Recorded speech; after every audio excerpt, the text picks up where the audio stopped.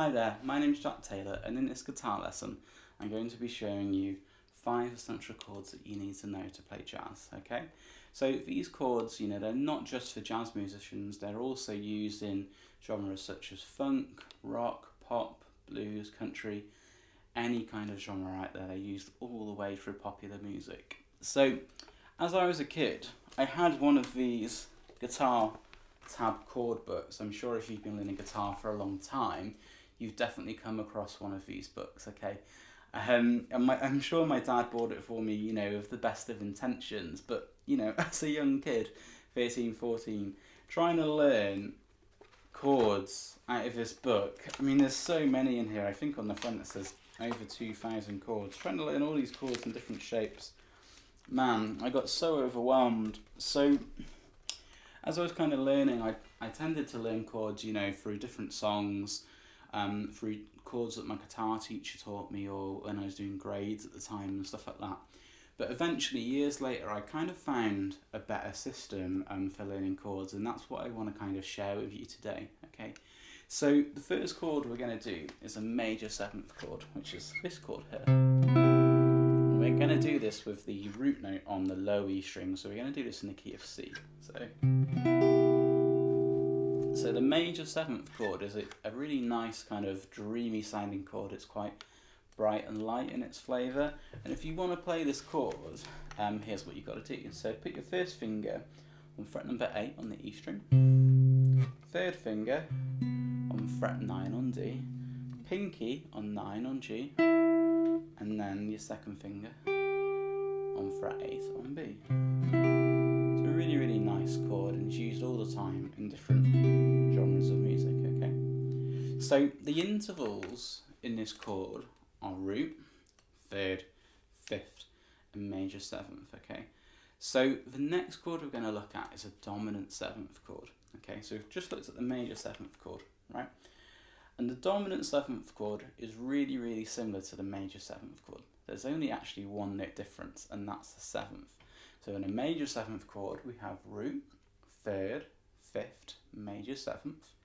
In a dominant 7th chord, we have root, 3rd, 5th, and flat 7. Okay, so it's the 7th which is different. So whenever we flatten a note in music, we usually make it lower. And in this case, when I'm talking about flattening a note, we're actually only going to be taking it down a semitone, okay, or down 1 fret on the guitar. So like going from this note here, and then down a fret. That's taking a note down a semitone, okay? So what we need to do is to turn our major 7th chord from this into a dominant 7th chord. What we need to do is we need to find where the 7th note is, and I'm going to show you where that is today, okay?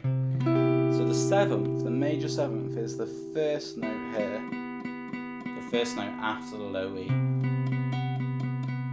So this is the note that we're going to take down a semitone to get our dominant 7th chord.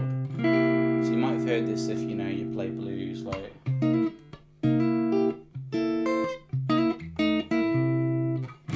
really cool blues type of chord, okay? So that's how we did that. We just took the major 7th interval, took it down a semitone, and had our dominant 7th chord there. Okay, so we can also do this if we're looking to learn the next chord, and the next chord we're going to learn is the minor 7th chord, okay? So just like our relationship between major 7th to dominant 7th, there's also a relationship which goes from dominant 7th to minor 7th, okay? So we're just going to change one note. So the intervals in the dominant 7th chord, as I was saying before, are root, major 3rd, 5th, flat 7, okay? In a minor 7th chord, they're root, flat and 3rd, 5th, flat 7. So it's the 3rd which is different here, okay? So what we need to do, we need to do the same thing. If we take our dominant 7th chord, find our 3rd, we're going to flatten this note, take it down 1 fret, and we get to our minor 7th chord now. Okay, so we've done the same thing. We've taken one note, and taken it down a fret to get to our next chord from dominant 7th to minor 7th. Okay. So another really popular chord in music is the minor 7th flat 5 chord, okay, which is this chord. And And the clue is kind of in the name here of what note we're going to change. We're actually going to change the fifth. So we're going to go from a minor 7th chord to a minor 7 flat 5 chord, okay? So we're going to take the fifth and take it down a semitone, okay? So here's my minor 7 chord, and here's where the fifth is. It's this top note here. And this note's going to come down a semitone, okay? So we get on minor 7 flat 5. So we've gone from minor 7, which has the notes root, flat 3, 5, flat 7, to minor 7 flat 5, which has the notes root, flat 3, flat 5, flat 7, okay? And the final chord we're going to do is a diminished 7th chord. So in a diminished 7th chord, we actually have the notes root, flat 3, flat 5, double flat 7, okay? So don't worry too much about that double flat 7. It's a bit of an iffy kind of topic. We can kind of maybe talk about it another day maybe. But for now, what we're going to do is we're just going to find where the 7th is again, which is here. I'm going to take this down a semitone. So you're flattening it again. So we get this. Okay. So we've gone from this on minor 7 flat 5 to diminished 7th. So just to recap, we've gone from major 7th, which has roots, major 3rd, 5th, flat 7th, to dominant 7th, change that 7 to a flat 7, so we get root, major 3rd, 5th, flat 7, to minor 7, so we get root, flat 3, 5, flat 7, to minor 7, flat 5, root, flat 3, flat 5, flat 7, to diminished, which is root, flat 3, flat 5, double flat 7. So we've done that all in one position there, and we've kind of got 5 chords out of one position, which is really, really good.